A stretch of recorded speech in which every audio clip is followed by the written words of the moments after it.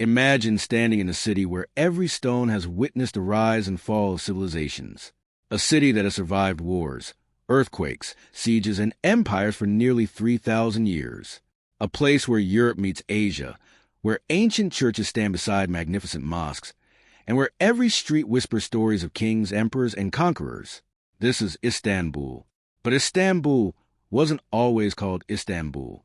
Long before it became Turkey's largest city, it was known as Byzantium, then Constantinople, and for more than 1,000 years, it stood as the most powerful city on earth.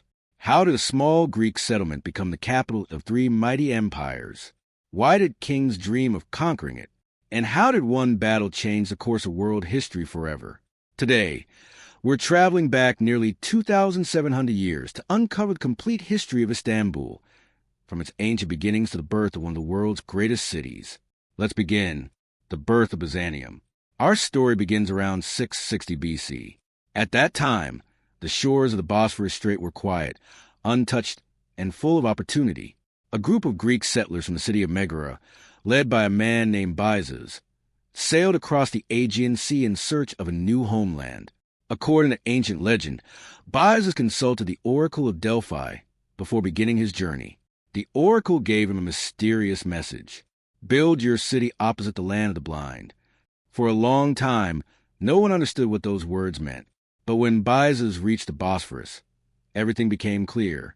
On one side of the strait stood the settlement of Chalcedon. On the opposite shore was a far better location, protected by natural harbors, surrounded by fertile land, and perfectly positioned to control trade between Europe and Asia. Byzas believed the people who had settled on the other side had ignored the better location. To him, they were the blind. So he founded a new city and named it Byzantium. What seemed like a small Greek colony would eventually become one of the most important cities in human history. Within decades, merchants from across the ancient world arrived with silk, spices, wine, olive oil, and precious metals. Every ship sailing between the Black Sea and the Mediterranean passed through these waters. Byzantium grew richer every year, but wealth always attracts enemies. Soon, powerful kingdoms began fighting for control of this strategic city. From Byzantium to Constantinople, by the 1st century AD, the Roman Empire had expanded across much of Europe and the Mediterranean. Eventually, Byzantium became part of this vast empire. For many years, it remained an important trading city. Then, in 330 AD, everything changed. Roman Emperor Constantine the Great made one of the boldest decisions in history. He chose Byzantium as the new capital of the Roman Empire. Rome had become difficult to defend and was far from the empire's eastern frontiers. Byzantium, however, was perfectly located. It connected Europe and Asia. It controlled vital trade routes. And it was naturally protected by the sea on three sides. Constantine ordered the city to be rebuilt on a magnificent scale. Wide avenues replaced narrow streets. Massive defensive walls surrounded the city. Palaces, churches, forums, aqueducts, and public squares rose across the landscape. The city was officially renamed Constantinople, meaning the city of Constantine. Almost overnight, Constantinople became one of the greatest cities in the world. It wasn't just the political capital of the Roman Empire. It became a center of learning, commerce, religion, and culture. People from every corner of the known world came here to trade, study, and build new lives. Its population grew rapidly, making Constantinople one of the largest cities on earth. But its greatest days were still ahead. The glory of the Byzantine Empire. In 476 AD, the Western Roman Empire collapsed. Many believed the Roman world had come to an end, but they were wrong. In the East, Constantinople survived. It became the capital of what historians now call the Byzantine Empire, the continuation of the Eastern Roman Empire. For the next 1,000 years, Constantinople stood as a beacon of civilization. While much of Europe struggled through the early Middle Ages, Constantinople flourished. Its markets overflowed with goods from Asia, Africa, and Europe. Its libraries preserved the knowledge of ancient Greece and Rome. Its artists created breathtaking mosaics that still amaze visitors today. Then came one of the city's greatest rulers, Emperor Justinian I. His dream was to build a monument unlike anything the world had ever seen. In 537 AD, that dream became reality. The Hagia Sophia opened its doors. With its enormous dome, golden mosaics, and breathtaking architecture, it became the largest cathedral on earth. Visitors described it as a place that seemed to float between heaven and earth. For centuries, no building could match its beauty. Meanwhile, Constantinople's mighty walls protected the city from invasion after invasion. Persians, Arabs, Bulgars, and countless other armies tried to conquer it. Again and again, the city survived. Many believed its walls were impossible to break. But history has a way of surprising the world. In the East, a new empire was rising, and before long, its young ruler would set his eyes on the richest city on earth. The Fall of Constantinople. By the early 15th century, the once mighty Byzantine Empire had become only a shadow of its former self. While Constantinople still stood behind its legendary walls, almost all of its surrounding lands had been lost. Meanwhile, a new power was rising, the Ottoman Empire. In 1451, a young sultan named Mehmed II took the Ottoman throne. He was only 19 years old, but he had one dream that many believed was impossible: to conquer Constantinople. For centuries, powerful armies had tried to capture the city. All had failed, but Mehmed believed history could be rewritten. He spent months preparing one of the greatest military campaigns the world had ever seen.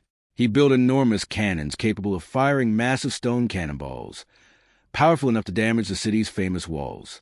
Then, on April 6, 1453, the siege of Constantinople began. Nearly 80,000 Ottoman soldiers surrounded the city, while only around 7,000 defenders stood behind its walls. Day after day, the cannons shook the city. The defenders fought with incredible courage, repairing damaged walls every night. But Mehmed had another surprise. The Byzantines had blocked the entrance to the Golden Horn with a giant iron chain, believing their harbor was completely protected. Instead of attacking the chain, Mehmed ordered his soldiers to move more than 70 warships over land using wooden tracks coated with grease.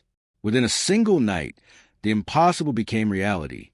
The Ottoman fleet appeared inside the Golden Horn. The defenders were stunned. After 53 days of relentless fighting, the final assault began. On the morning of May 29, 1453, Ottoman forces broke through the city's defenses.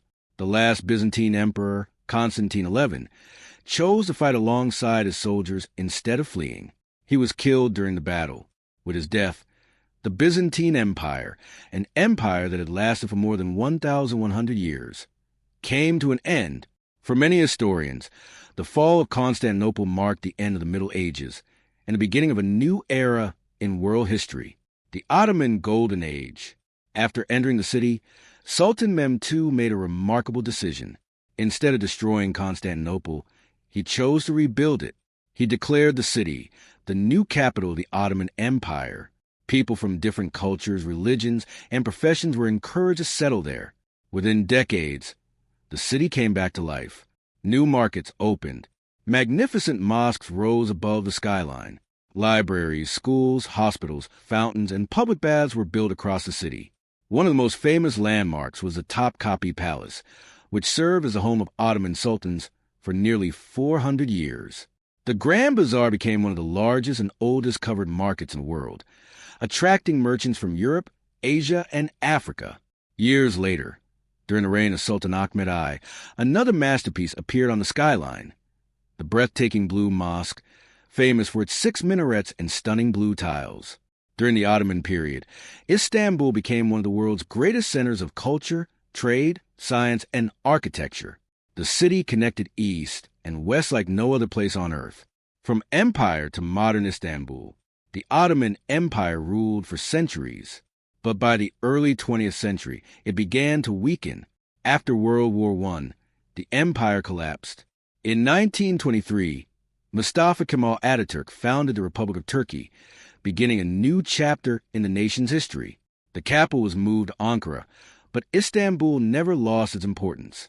It remained Turkey's largest city and its cultural, financial, and historical heart.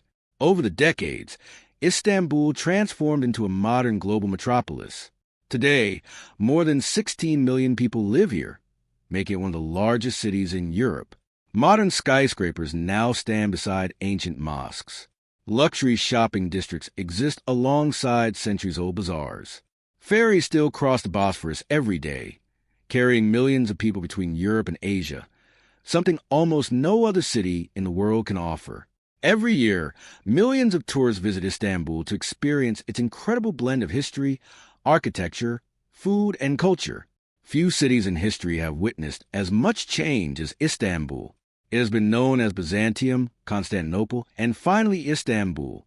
It has served as the capital of the Roman Empire, the Byzantine Empire, and the Ottoman Empire.